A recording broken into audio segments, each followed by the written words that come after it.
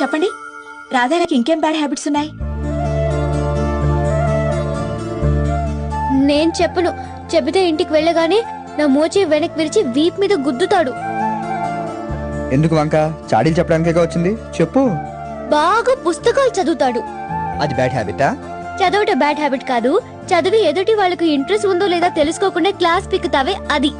ఎప్పుడు కంప్యూటర్ ముందే కూర్చుంటాడు. ఖచ్చితంగా అది బ్యాడ్ హ్యాబిటే. కార్ స్పీడ్ గా తోలుతాడు. నేను పక్కన ఉన్నప్పుడు ఇంకా స్పీడ్ పెంచి నన్ను టెన్షన్ పెడతాడు.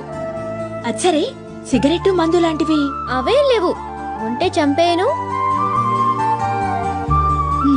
ఆయనకిష్టం లేనివేంటి? అది వద్దు, నేను చెప్తే మీరు ఫీల్ అవుతారు. పర్వాలేదు, చెప్పండి. ఆడవాళ్ళు స్లీవ్లెస్ వేస్తే ఇష్టపడడు. మ్, గోళ్లు పెంచుకుంటే అస్సలు ఇష్టపడడు. ఆయనకిష్టమైనవేంటి? చెప్పండి. క్రీమ్ కలర్ డ్రెస్ అంటే చాలా ఇష్టం. అందరితో కలిసి ఉండడం అంటే రాధకు చాలా ఇష్టం. ఈ వయసులో కూడా వాళ్ళ అమ్మ ఒడిలో పడుకోవడం అంటే మరింత ఇష్టం. అన్నింటికంటే నన్ను ఏడిపించడం చాలా చాలా ఇష్టం. ఇంతకీ రాధాగారు మంచివారా చెడ్డవారా? You are lucky.